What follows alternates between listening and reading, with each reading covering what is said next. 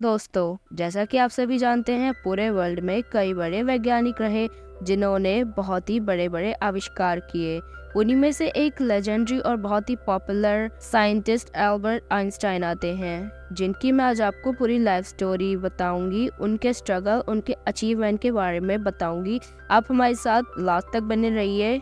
Albert Einstein का जन्म 14 मार्च 1879 को जर्मनी के उल्म नामक शहर में हुआ था। उनका परिवार यहूदी था और वह एक मध्यवर्षीय परिवार से आते थे। उनके पिता हरमन आइंस्टाइन एक इंजीनियर और व्यापारी थे, जबकि उनकी मां पॉलिन आइंस्टाइन एक संगीत प्रेमिका महिला थी। बचपन में एल्बर्ट को बोलने में थोड़ी परेशानी होती थी, जिसके कारण उनके माता पिता को चिंता थी कि शायद वह सामान्य रूप से नहीं बोल पाएंगे। हालांकि धीरे धीरे उन्होंने बोलना शुरू किया और यह स्पष्ट हो गया कि वह एक सामान्य बच्चे से कई अधिक थे। उनके माता पिता ने उन्हें संगीत सिखाया और यह पहला क्षेत्र था जिसमें एल्बर्ट ने गहरी रुचि दिखाई।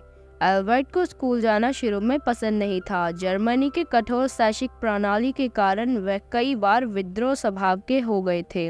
उनके अनुशासन और नियमों की सख्ती से नफरत थी और वह हमेशा स्वतंत्र रूप से सोचते और सवाल पूछने में विश्वास रखते थे। स्कूल में उनके शिक्षकों को लगता था कि एल्बर्ट पढ़ाई में कमजोर हैं, लेकिन उनकी जिज्ञासा और तरक्की जल्द ही उनके अलग होने का संकेत देने लगी। एल्बर्ट की वैज्ञानिक यात्रा तब शुरू हुई जब वह 10 साल के थे। उनके चाचा जैकब ने उन्हें गणित और विज्ञान में रुचि दिलाई। जब उन्हें अपने पिता द्वारा एक कैंपस दिया गया, तब उनके जीवन का पहला महत्वपूर्ण मोड़ आया। उन्होंने महसूस किया कि धरती चुंबकीय शक्ति के कारण कंपास की सुई दिशा दिखाती है। इस घटना ने उन्हें आश्चर्य में डाल दिया और उन्हें यह जानने की ठान ली कि ये कैसे होता है। 14 साल की उम्र तक एल्बर्ट ने गणित में अत्यधिक दक्षता प्राप्त कर ली थी। उनका मन हमेशा ब्रह्मांड के रहस्यों में लगा रहता था। उन्हें किताबें पढ़ने का बहुत शौक था और वह वैज्ञानिक सिद्धांतों को समझने के लिए कई जटिल विषयों को खुद से पढ़ते थे। 1895 में आइंस्टाइन ने 16 साल की उम्र में अपनी शिक्षा पूरी करने के लिए स्विट्जरलैंड के ज्यूरिख पॉलिटेक्निक स्कूल में प्रवेश लेने की कोशिश की, लेकिन गणित और भौतिक के अलावा अन्य विषयों में खराब प्रदर्शन के कारण वे असफल रहे। इसके बाद उन्होंने स्विट्जरलैंड के अराउ में एक हाई स्कूल में दाखिला लिया और वहीं से उन्होंने अपनी हाई स्कूल की शिक्षा पूरी की। 1896 में उन्होंने जर्मनी नागरिकता छोड़ दी और स्विट्जरलैंड की नागरिकता प्राप्त की।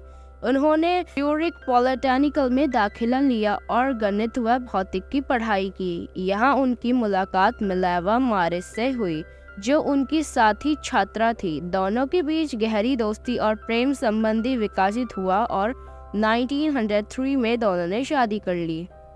हालांकि स्नातन करने के बाद आइंस्टाइन को किसी विश्वविद्यालय में पढ़ाने का मौका नहीं मिला।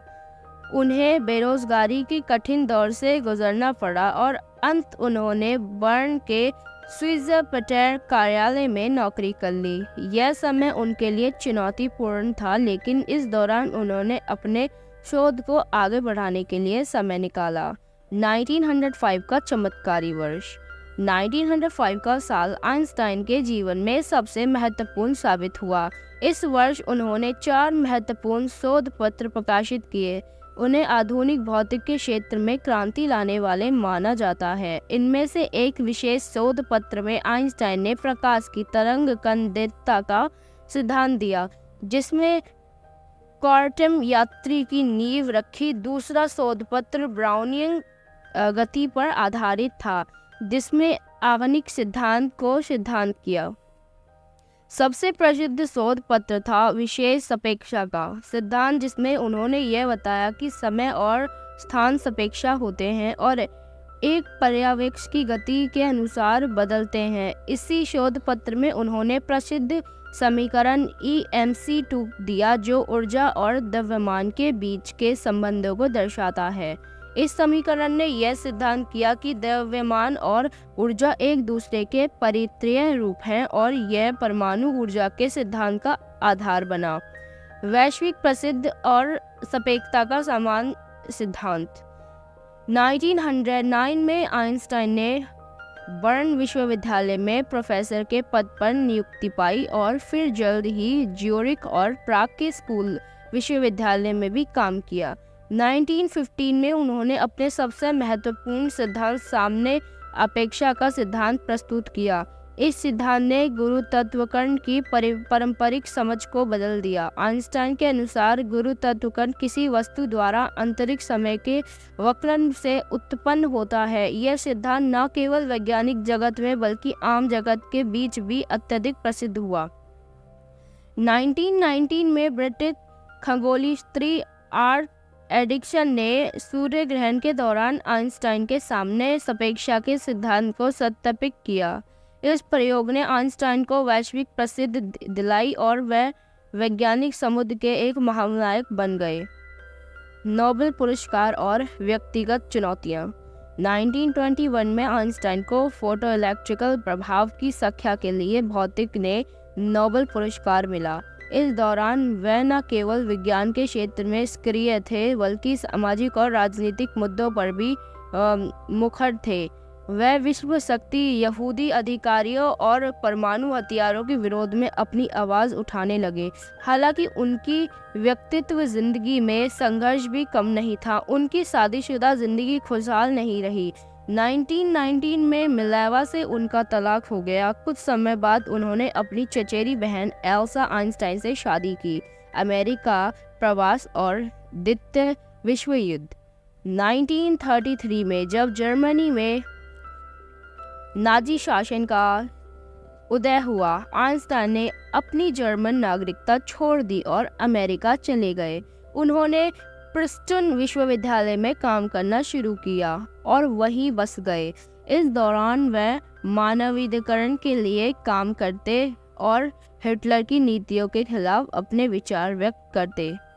द्वितीय विश्व युद्ध के दौरान आइंस्टाइन ने परमाणु हथियार के खतरे को समझा और अमेरिका के राष्ट्रपति फ्रैंकलिन डी रूजवेल्ट को एक पत्र लिखा जिसमें उन्होंने परमाणु बम के निर्माण के लिए शोध को बढ़ावा देने की सलाह दी। हालांकि बाद में जब परमाणु बम का इस्तेमाल जापान के हिरोशिमा और नागासाकी पर हुआ तो आइंस्टाइन को इसका गहरा दुख हुआ। उन्होंने शांति और निष्क्रिय के पद में जोरदार अभियान चलाया। जीवन के अंतिम वर्ष और विरासत। आइंस्टाइन का शेष जीवन अमेरिका में बीता, जहां से प्रिंसटन विश्वविद्यालय में प्रोफेसर के रूप में कार्य करते। उन्होंने अपने जीवन के अंतिम वर्ष में विज्ञान के साथ साथ शांति, शिक्षा और मानवता के लिए काम किया। 18 अप्रैल 1955 को आइंस्टाइन का निधन हो गया। उनके निधन के बाद भी उनकी विरासत और वैज्ञानिक योगदान आज भी दुनिया भर में प्रासंगिक और प्रेरणादायी है। आइंस्टाइन ने दुनिया को केवल नए वैज्ञानिक सिद्धांत नहीं दिए बल्कि यह सिखाया कि एक वैज्ञानिक का काम न केवल प्रयोगशाला में होता है बल्कि समाज की भलाई के लिए भी होता है। उनके विचार और उनकी खोज आज भी विज्ञान के क्षेत्र में अनुसंधान को प्रेरित कर रही हैं। इस प्रकार एल्बर्ट आइंस्टाइन का जीवन संघर्ष, जिज्ञान और सफलता